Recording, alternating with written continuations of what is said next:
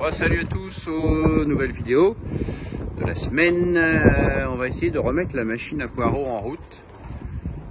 Elle a été très longtemps dehors par faute de place et puis bon, voilà.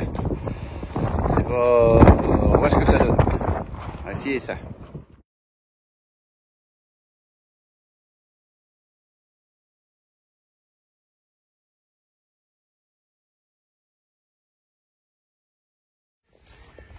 Voilà, donc pour suivre, j'ai tenté de dégripper un peu ces trucs-là.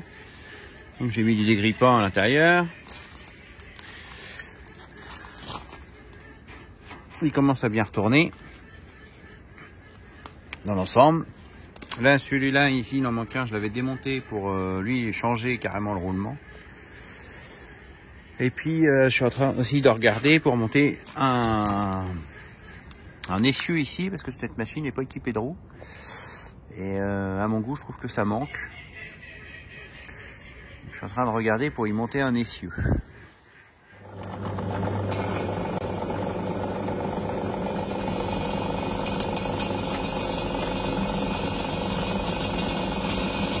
Ah, donc là, je perce pour mettre des brides. Donc là, je positionne ma barre.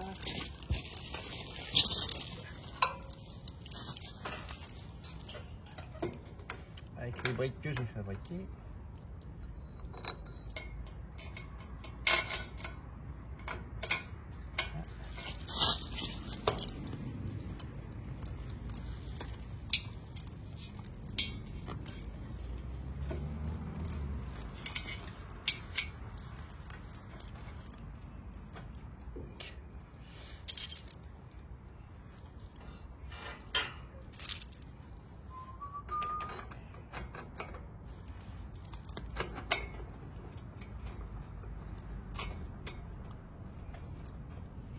Ah, une erreur là.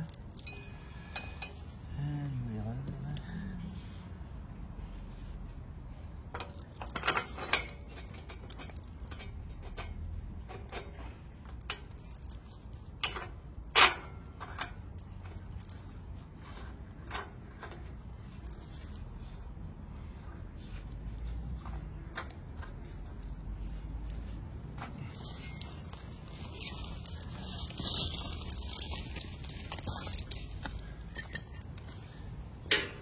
Là ici j'ai réalisé une petite coupe dans le châssis pour permettre le passage.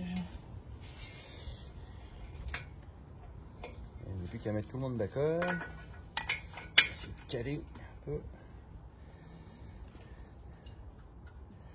C'est un peu juste. Un petit peu juste.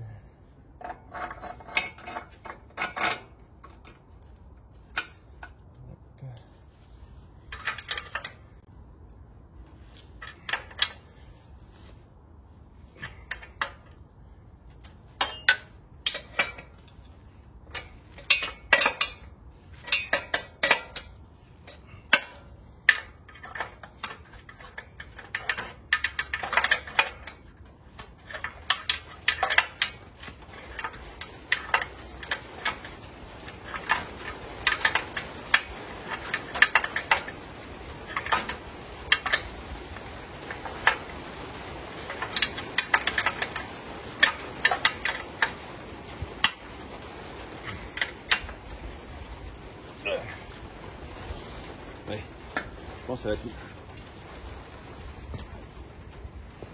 C'est moins drôle là le temps, et il pleut.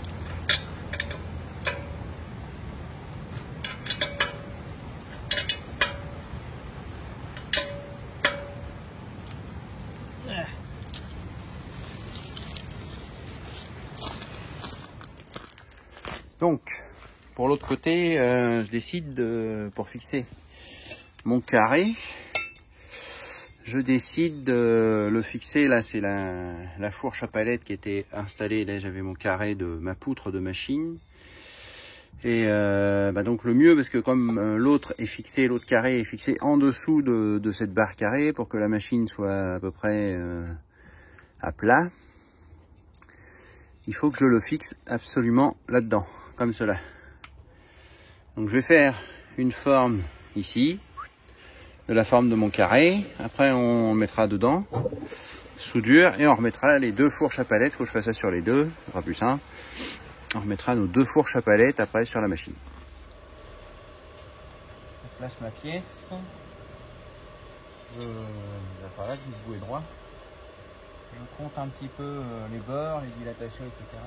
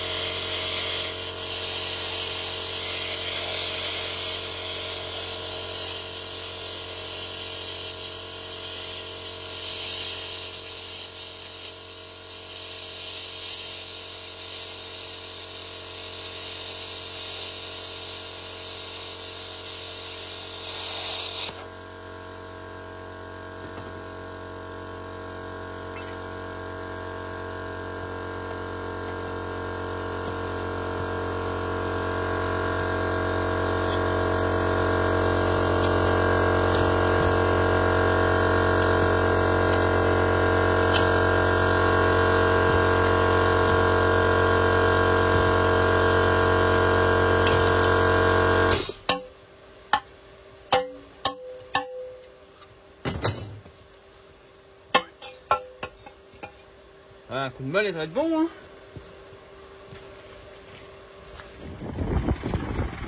Voilà, donc après avoir découpé au plasma, on a soudé, j'ai pris le carré dans les brides, remis des boulons neufs, tout bien serré, et puis les cieux s'emboîtent là dedans, donc ça nous fait une vue d'ensemble. Voilà, il n'y aura plus qu'à mettre installer un palox ici. Non, ça va être bon. Bon alors j'avais cette vieille roue qui traînait chez moi, et puis on l'avait changée. Elle était sur une cueilleuse à haricots, et on avait perdu, abîmé, les roulements étaient morts, on avait perdu la roue, et du coup j'avais carrément changé le demi-essieu sur la cueilleuse. Et donc du coup là je récupère la jante et je démonte le moyeu. Je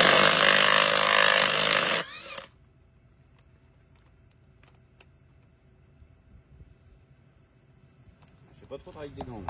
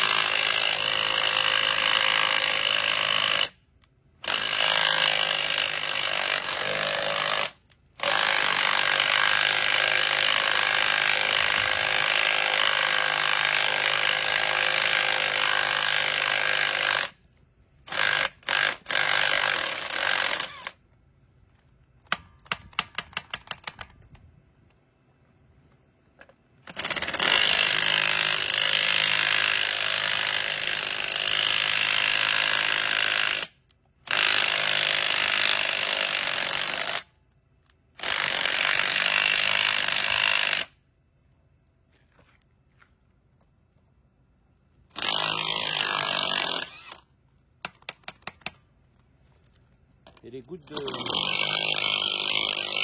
de dégrippant qui se mettent dans le filet de l'écrou et du goujon et qui le bloquent en fait. On croit que c'est la rouille, mais non, c'est les gouttes de dégrippant.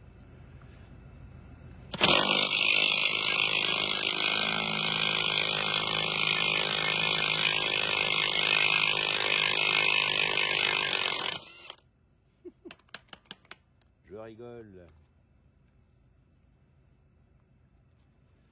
On va avoir une belle roue notre machine.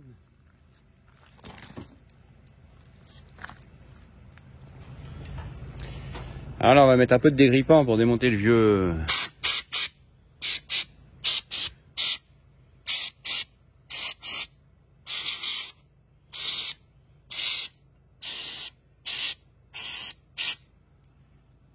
Le vieux pneu. Donc ce sont des vieilles roues. Ça et les vieux pneus là, d'anciennes Grimm là, les Europa je crois qu'ils s'appelaient. Europa standard ou un nom comme ça. Bref, c'est des vieilles roues de Grimm. Puis à la place on va y mettre celle-là. Et bien voilà la fin de cette première partie de la révision, à la remise en route, sortie de grange même je dirais, de la arracheuse à poireaux. J'espère que ça vous a plu. Si vous voulez suivre un peu plus mes aventures, n'hésitez pas à vous abonner, à activer la petite cloche et tout et à partager. Ce serait sympa. Laissez-moi des coms et je vous dis bon dimanche. À bientôt.